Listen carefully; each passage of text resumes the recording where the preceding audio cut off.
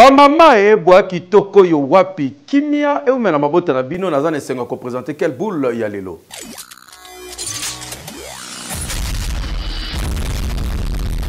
Tofongola quelle boule oyo na interview mokonzi mboka pesa ki bongo na média américain Fox News kuna mokonzi mboka expliquer problème oyo République démocratique du Congo zali kokuta na ngombo guerre ya Est pe lobeli accord oyo zali kozelama entre République démocratique du Congo na États-Unis d'Amérique pour assurer sécurité pe pourquoi pas entreprise na lobby pe samisa na ba Congolais.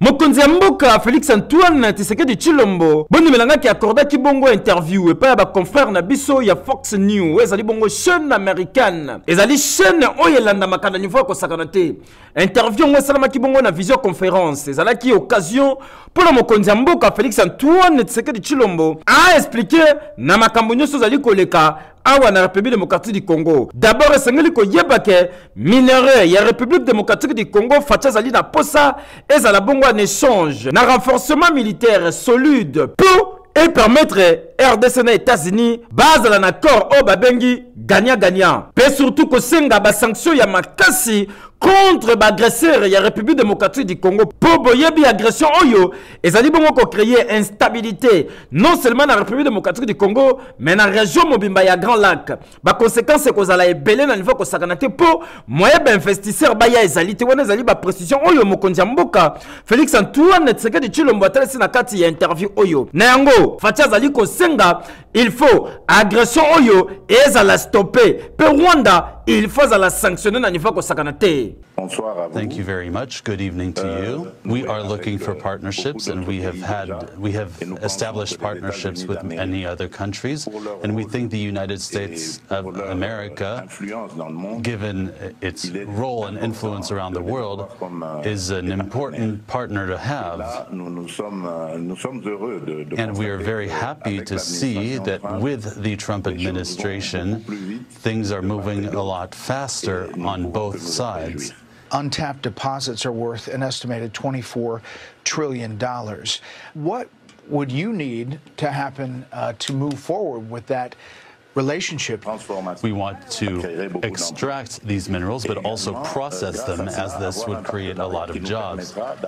And we want a partnership that will provide lasting peace and stability for our countries, which we need. We can build our defense and security capabilities. And I think that the U.S. is able to use either pressure or sanctions to make sure that armed groups who are in the DRC can be kept at bay. Et puis Fatia Talsi qui Kinshasa na Pékin ba évoluer ka bongo bien na makambetali ba accord surtout côté minerai mais azali na posa pe ya Washington nazala parmi ba partenaires privilégiés ya République démocratique du Congo pour que coopération et permettre développement et ya na mboka na biso boyende ezalaka hikeyo. Pacte social pour la paix des Otambusaba évêque ya Senkona ECC après qu'on kende partout en Afrique. Cette fois-ci, va commis dans Mboka France, Emmanuel Macron et Mbaki Bango.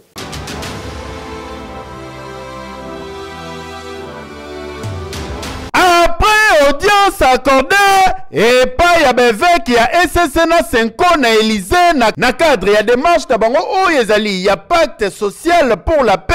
Président français Emmanuel Macron a promettre soutien na ye pour na kozongisa souveraineté na République démocratique du Congo.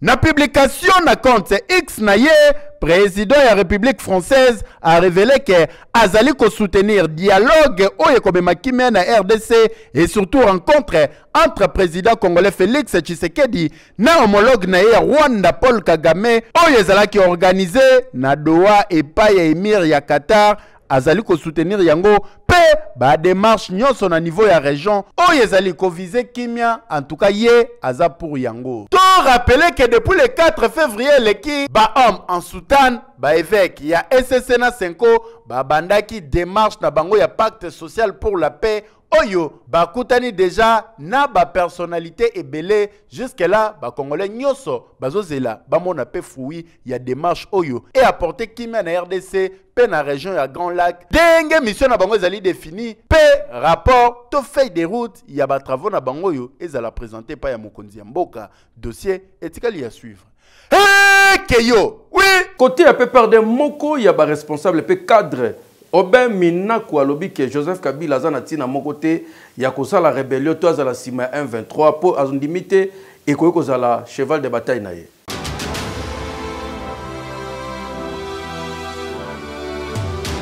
En tant que membre du PPRD, collaborateur de Kabila, je ne le vois pas agir dans une approche républicaine, c'est-à-dire contre ou parallèle à la République. Je ne vois pas être le chef de file d'une rébellion. En tout cas, je n'ai jamais vu un seul indice dans ce sens-là. Il ne m'a jamais parlé d'une approche pareille. Depuis 2019, quand il y a eu passation de pouvoir jusqu'à ce jour. Vous parlez du Rwanda, mais il faut d'abord qualifier le conflit congolais. Lorsque des citoyens d'un pays, au lieu d'user de la méthode pacifique, comme nous autres, l'opposition, préfèrent prendre les armes pour faire la guerre contre un pouvoir établi, à cause de diverses raisons, malgouvernance, etc. Ça s'appelle une insurrection, ou une rébellion, ou encore un conflit armé non international. Mais il y a des cas de figure intermédiaires, notamment ce qu'on appelle les conflits armés non internationaux internationalisé. Pour soutenir RDCP bazali contre agression rwandaise dans la République démocratique du Congo, et zali bon ambassadeur nyonso bazala bon à la République démocratique du Congo.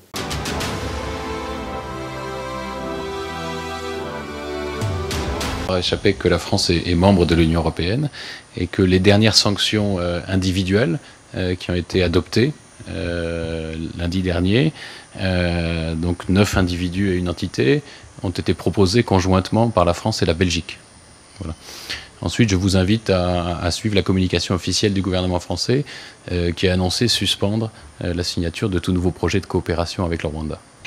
Maintenant, en rapport avec le 20 mars, la journée d'aujourd'hui, nos pensées vont aux femmes congolaises de la RDC qui effectivement ont une grande responsabilité en ce moment dans ce conflit qui est de soutenir les familles et vraiment de tout cœur nous sommes avec elles.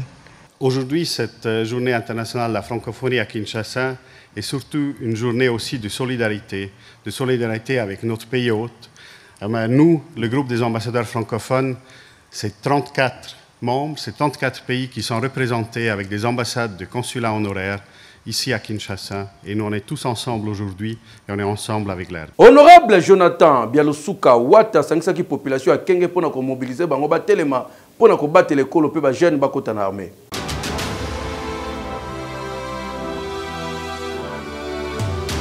Mboka na mboka ezalaka na bakolo na yango ebondi benanga et puis chaque génération ezalaka na leader. Le lot tozali koloba boye population nyonso ya Kwangu ba betelaka ye tolo vraiment fumu ya nkanda leader ya Kwangu mobimba ya kosamba te yeyo honorable Jonathan Bialusuka Wata bakisalaka ye double li ya kosamba te po na Kinshasa azali bongo eli ya kosamba te na Tchangu pe na province ya Kwangu ndimenanga bana ya kenge ba pesa ye maboko lelo ezalaki nde démonstration de force kokitane awa na siège ya parti politique na ye ndimenanga ke moto nde likolo ya moto azali makasi nzoto ezali kolongono pona ko servir République démocratique du Congo ndimenanga ke nzambe ya mobilisation leader na bango pe koko na bango nyoso Jonathan Wata Bialusuka vraiment fumu ya nkanda oyo azali mobilisateur ya kosamba te asensibilizaki mpe amobilizaki bongo bajeune bazala autour ya mokonzi ya mboka Félix Antoine Tshisekedi Tshilombo mpe kosoutenir FARDC na bawazalendo surtout na période oyo tozali kotraverse surtout insistaki mingi na bajeune bayeba bongo koadere na kati ya FARDC mpona kobunda mpe kobatela mabele ya bakoko après avoir kosolola na bajeune ndimelanga bamama mpe bahonoraki ye surtout na période oyo ya mois de la femme leader incontestable ya Tchangu mpe ya Kwangu azalaki très surpris ya komona ndenge bamama bazalaki présente awa mpona kolakisake batielaka ye nde miso batielaka ye nde motema mpona koespere na avancement mpe développement ya province ya Kwangu espoir na bango ezalaka c'est pas leader moko kosamba te Jonathan Bialusuka Wata yoka communication mobilisation mobimba yango nazali kosala tango premier ministre azali koya na kenge mobana na ndako okola za motinde mi ya fachi beto ipoto na kisenge tolingi fachi be tena oyo démonstration de force Jonathan Bialusuka Wata salela kisike na province ya Kwangu mobimba partenaire wazali fiable pe crédible pona ko matérialiser vision mokonzi mboka Félix Antoine Tshisekedi Tshilombo province ya Kwango développer et participer pe bénéficier na programme ya 145 territoires ezali bongo honorable Jonathan Bialusuka Wata double li ya kosamba te leader penzambe na bango yeyo tolo basusu nini hekeyo Zalantsunga solo kitoko même weranso na ndima yango parfum kitoko na kombo ya Bodylix Pescala ezali ba produit ya Chryslo Papotaille.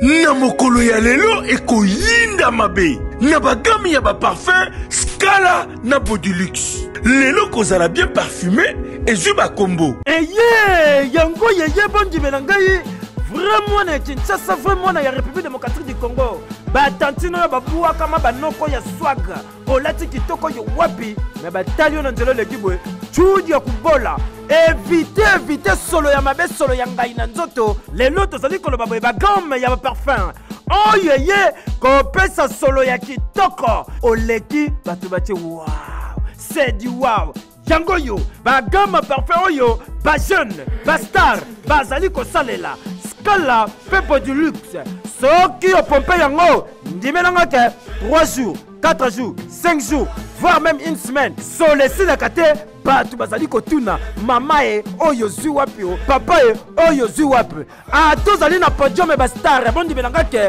meilleur star planétaire lokola Weranson atimbela déjà e ya salelaka Scala Pepo du luxe ya kosomba te bagame ya parfum oyo nyonso bokozwa yango na kati ya famille Chris Lopapotaille pona kozwa yango ezali kotekama partout en détail to pe pona ba grossiste na ba maison nyonso bokoluka yango lokola Shail Kun ezali na bokasa to pe na commerce ndeko mwasi olataka kitoko yo wapi soko tie kabelo cher bato bazolula yo olati chaussure dame ya kitoko kotali kolokutu na parle même pas obetaka costume ya ba grande star mais lore bomaka yo tango tambolaka baboya ya koloba chudi ya kubola nde ezalaka éviter yango na mbongo ya mukie bato baluli otiki solo vrai tantine vrai noko bayebaka ene na odeur welela ba parfum kilelo Scala Pepo du luxe awa place ba vrai noko na ba vrai tantine batimbeli toli ya pete o tolobaki te baninga ba olula bango pona ba parfum oyoki heke yo na ba gamme ya ba parfum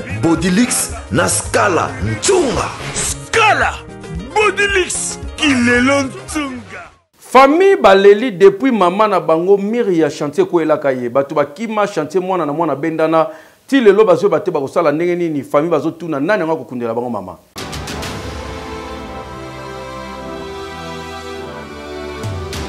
Webike bitongela ya mwanza na Kinshasa oyo tona bakonzi fo bafongola nanu misu awa tozali na commune ya Barumbu na quartier Chimanga na avenue Kasongo pasi pe mawa ndeko mwaso bozomona boye akufi eloko nini esaliki akufa bavoisin bazotonga mire système ka ya voisin muzuri maitsa mire o ingénieur beta sete tata ingénieur ngani pa bite koto mabeleza mabete maitsa ka bongo batongi tili kolo mwana mwasa batu na kombo ya Aminata mbula pe bande robeta awuti douche na soko la bendi mwa bota che mwa poudre bina fana na ndako na zela mwa mbula esila bongo na bima na ngande ezalaka na rythme Kinshasa nzoka mira ba foisa bazotonga ngwe mabe eratakate mire koya kikikiki bidi e bomande ko ya mwasi si vous plaît na kata ndako tala ngonde tikala ba yeko luka mkolo chantier amono na raté babandi obenga pe ingénieur ayoki ke miro koya ke na bisanga mkonda kwa na yoka te tsuke comme le kwa boy ngape tula musi zaza akangi bisaka akimi famille ya bande ko bazolela ndeko lela awa yoka communication na bango mi oya ba mi oza mupanje bo mona oye kwela ki yana biso mwasi na mbula ya mardi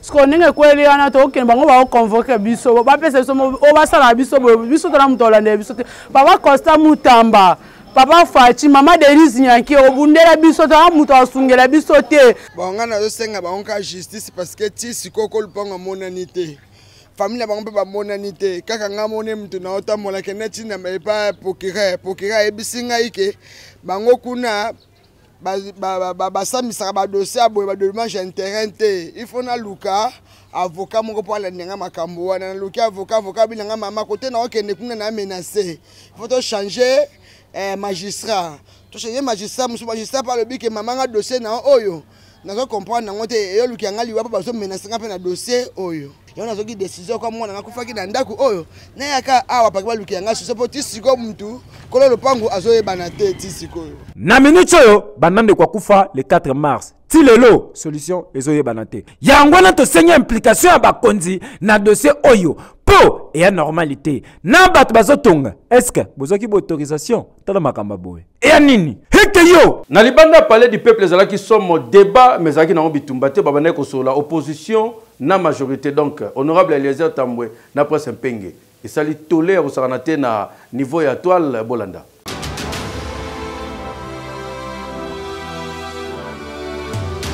Bakinwa babenga kayango débat ya kwe veut dire ekipaka sijete ezala ya musique babeti ojibe na wera falina ferre discussion kasi ya makasi ezalaka bongo discussion politique lokola awa botala bino moko des acteurs politiques bakutani ndeko Eliezer na presse Mpenge lokola Fekodi qui para place te babandi débat surtout actualité ezalaki bongo makambo Qatar yoka bango Bobi Kabila a négocié avec M23 article la biso un passé litigé un passé lourd c'est vrai mais Félix aussi a de négocier il risque de nous laisser nous qui viendrons après lui un passé aussi litigé ce qu'il va il a dit à Kagame qu'est-ce qu'il a promis à Kagame qu'est-ce que les Qataris vont gagner. Demain, ça va être vous et les uns, moi et toi, nous allons commencer à défendre ce qu'il a dit là-bas, ce qu'il a fait là-bas. Donc il faut qu'on soit beaucoup plus prudent. Même Kabila, je ne suis pas là, mais Kabila l'avait fait. J'ai dit. Pas beaucoup, mais il l'avait fait. Non, il n'a jamais cité Kagame. Si, Kabila avait cité Kagame. Non, mais parions qu'il ne faut pas. Non, on n'a pas ça aujourd'hui. Non, ça c'est l'intelligence, c'est ça l'opposition non armée.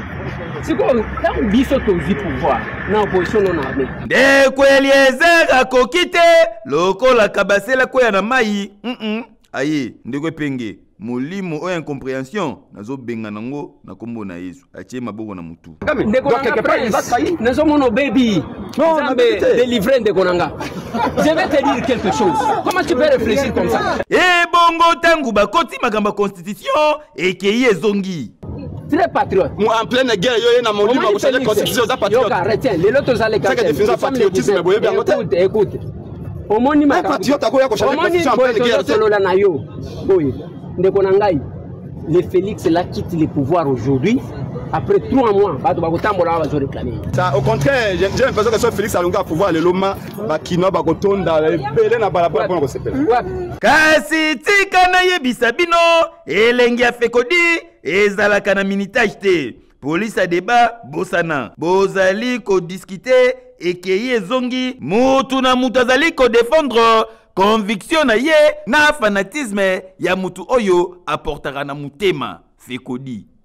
Ikabola Rabakan, Fekodi yango. Ekei! Antoine Kikobo azali bongo député provincial ya Lingwala azalaki parmi ba député basangana ki provincial surtout bazali bongo na ngambo ya Lukunga pona ko sensibiliser population basala éveiller na mikolo oyo mboka ezana ba difficulté.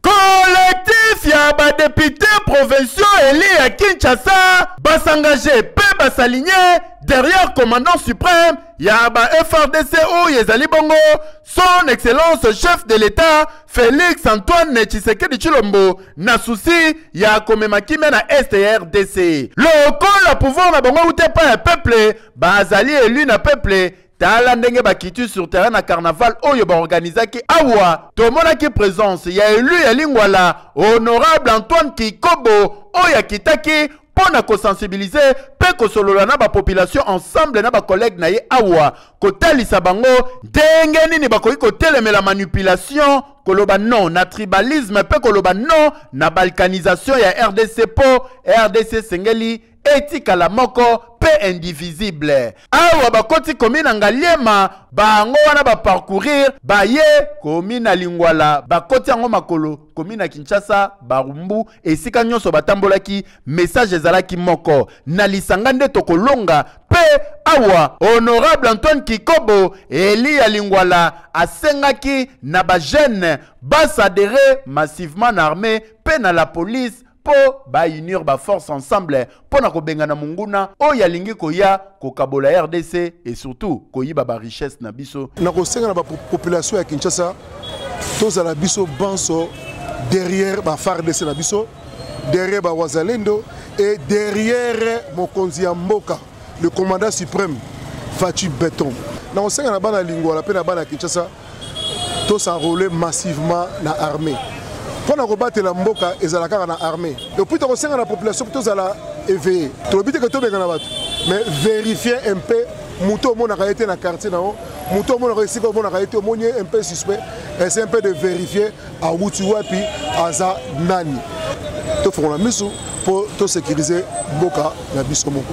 Boyende ezalaka député et sengeli kozalaka en communion kozalaka en contact na ba électeur na yo ba oyo ba pesa yo ba voix pe basala kelelo comme molobeli na bango à chaque fois exercice ya redevabilité oyo yango nde tomonaka et pas ya honorable Antoine Kikobo oyo et pas ba député mususu ezalaka très rare mais initiative oyo ezali louable po ba eli provinciaux ya Kinshasa bazokita bazotambola pona ko sensibiliser kaka ndenge basali yango na lukunga ndenge moko pe ko salema na funa na moamba pourquoi pas na changu boyende ezalaka keyo oui Raphaël Kapambo azali cadre na kata IDPS azali ko benga ba jeune baya pona lancement ya Front Populaire azali ko salema pona ko beba ko batela mboka.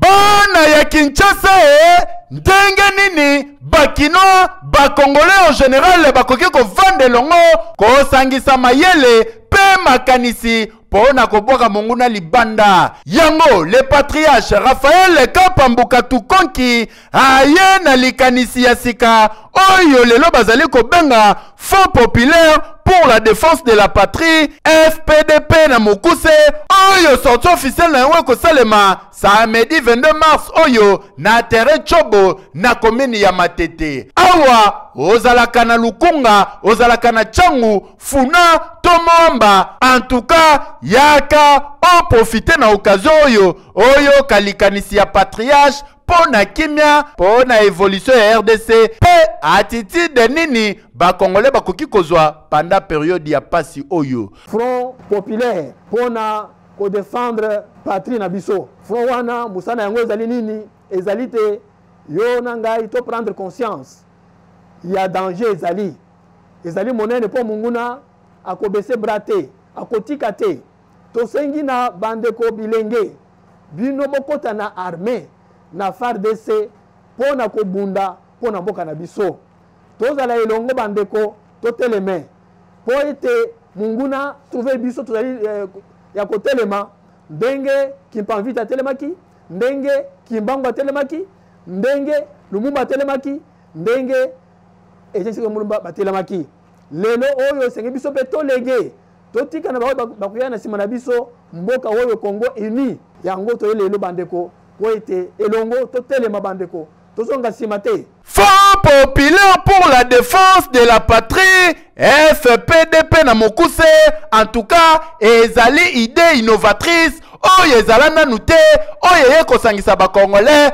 pe eye komema kimia surtout solution na baproblème nyonso pe na ba moment difficile oyo RDC ezali ko traverser les vieux sages mboka moko oyo totikala na ye les patriarches oyo azali ko incarner leadership pe image ya Sphinx ya limité papa Etienne Tshisekedi wa Mulumba ezali yo les patriarches kapambuka tukonki samedi oyo nazanga jamais nazanga po naza patriote nationaliste na lingaka mboka na ngai RDC makasi rendez-vous samedi 22 oyo na terrain Chobo na commune Matete.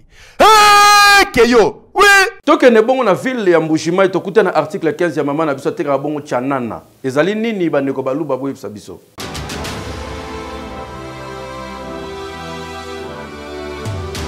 Tozali awa na ville ya Mbujimai précisément na commune ya Chombe.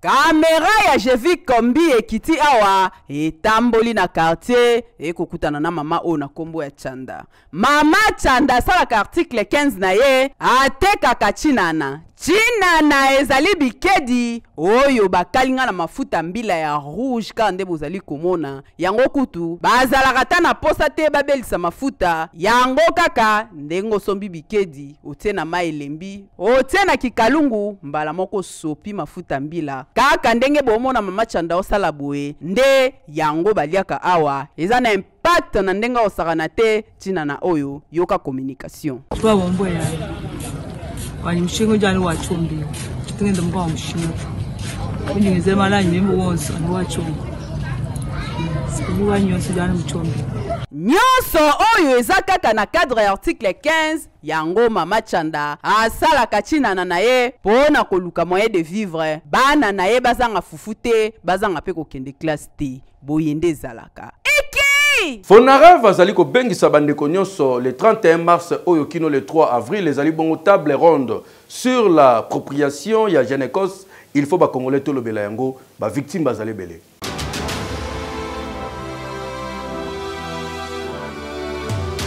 Depuis plus de 3 décennies où en République démocratique du Congo, surtout dans la partie Est, ba victime ya ndenge na ndenge ya agression, ya ba groupes armés où esalama créé ba makambu ya ndenge, ba viola ba maman, ba boma, bana, ba lela, ba famille ebungisa batu ya ndenge na ndenge, ba déplacer ya ndenge na ndenge, mabele ya ba koko koma ki bongo occupé et pas ya ba groupes armés oyo, ba ya bongo ko boma, ko piller, pe ko botola. Oyo créé bongo génocide ou en République démocratique du Congo. Nyonso esalama complicité bondi menangai na bamboka ya bapaya pe bamboka ya ndenge na ndenge. Lelo yo ba congolais partout bazali ba telemi pona ko s'approprier na génocoste. Yangwana bazali ko senga reconnaissance internationale pona génocide congolais. Bondi menangake lelo tozali ko baboye ne Fonareva bazali bongo ko organiser mo bangé na campagne de sensibilisation sur la table ronde sur l'appropriation des génocoste. Oyo kobanda mokolo le 31 mars kino le 3 avril et kosala mabongo na centre culturel congolais batu ya ndenge na ndenge bo bengami ba scientifique ba acteur politique économique pour culturel yangoyo ya ko se mobiliser pour na kosenga reconnaissance internationale ya génocide congolais po nyonso esalama na Congo et sala pasi ekoyi koleka boite il faut reconnaissance internationale esalama na génocide oyo esalama na mboka na biso hekeyo beta winner na 500 francs ya pamba.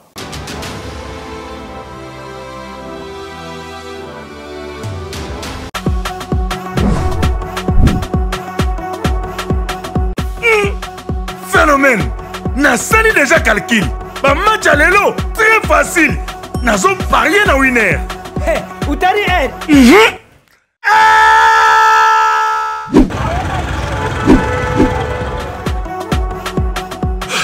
Okimi mambanga bamba. Pourquoi la journée? Winner.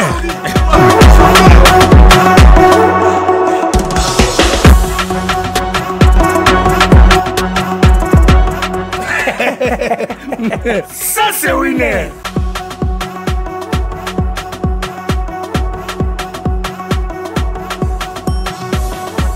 À jouer sur tous nos points de vente et mobiles en composant star 414 OK. Disponible sur M-Pesa.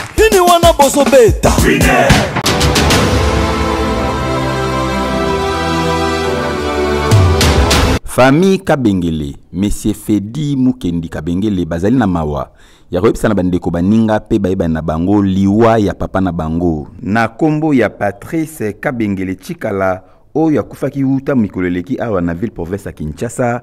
Programme ya matanga ebongisa mibongo boye. Mokola vendredi 21 mars 2025, veille mortuaire au Salama Bongo, na salle polyvalente KM Will sur boulevard Lumumba, juste après station ya essence Oezali Bongo na plaza na Kinkole, na commune Yantsele. Pe mokola samedi 22 mars 2025, à partir ya 10h, et Kozala Bongo exposition ya corps na morgue ya Mama Olive na Kinkole, et vous allez suivi na enterrement na cimetière privé ya Kinkole kaka le même samedi à partir ya 11h. Biso quel boule magazine tozali de cœur na Monsieur Fedi Mukendi Kabengele pe to présenter ba condoléances na famille Mobimba. Tika ete molimo ya papa Patrice Kabengele Chikala epe mana kimia nyoso. Likolo ya kosenga mungu na mafuta pa ba voisin parce que yaya mona ke loko kolambela lo sauter alors que ba parents bazala kité mwana lambi biloko alena bandeko na ye la plupart bandeko tout bakufi yoka témoignage mutu na mutazo pe sa version na ye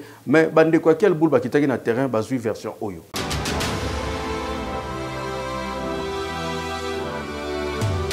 Sango ya pasi, sango ya mawa, surtout pona baboti bakoki kokanga motema te kolelisa bango.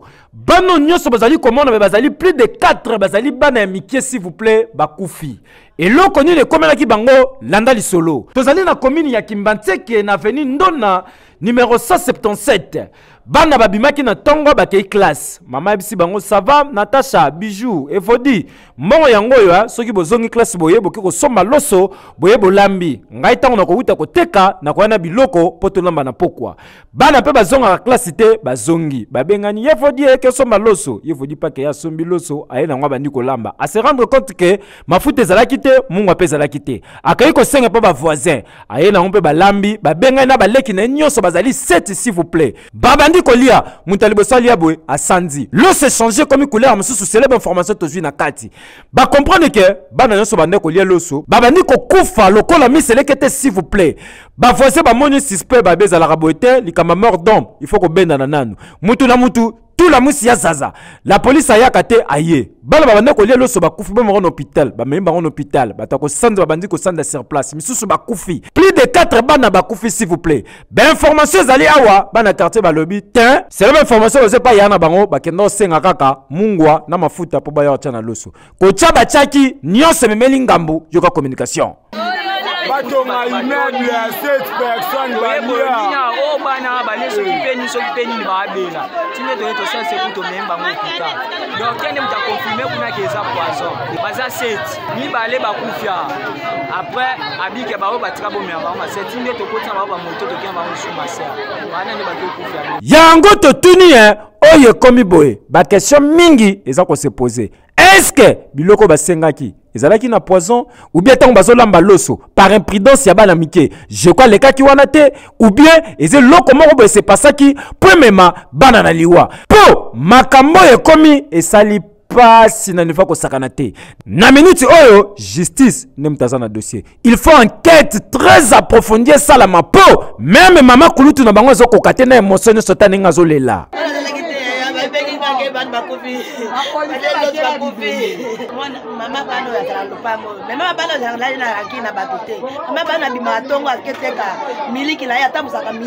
ya pasi ezalaka ke na mboka na biso enquête esalama na oka likolo mais ya boye plus de 4 bana ngani bakufi mama na bango akende koteka bayeboye bana nyonso batandami bakomi bibembe toza na posa enquête esalema baluka loso wana bayeba soki ezalaki na poison soki ezalaki eloko nini pour que et servir leçon ceux qui réellement batielaki bana bateloka mabe ou bien ezalaki na imprudence ya bana mais epesi pasi baboti bozalaka toujours réveillé yo lobby match ya République démocratique du Congo betama na Sud Soudan ba Léopard ndeni bazali komi bongisa ma coach à lobby na conférence de presse.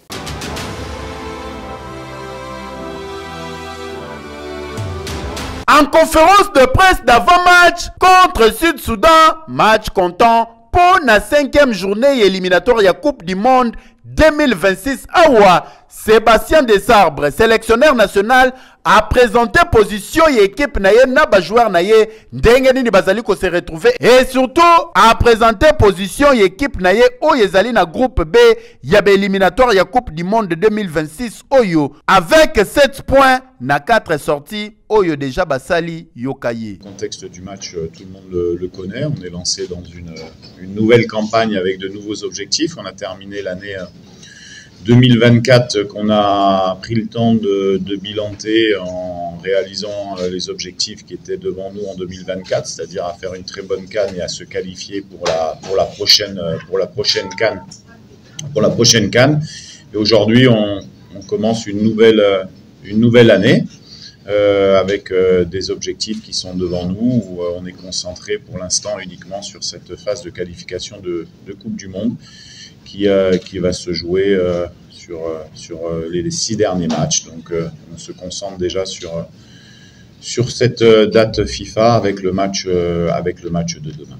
Awa souci ya ba Congolais nyos ezali bamo na équipe nationale ya ba Léopard ba se qualifier na Coupe du Monde 2026 50 ans après oyo ekozala mama na fête. Bonne chance na ba Léopard pour un match contre Sud-Soudan na stade de Martyr.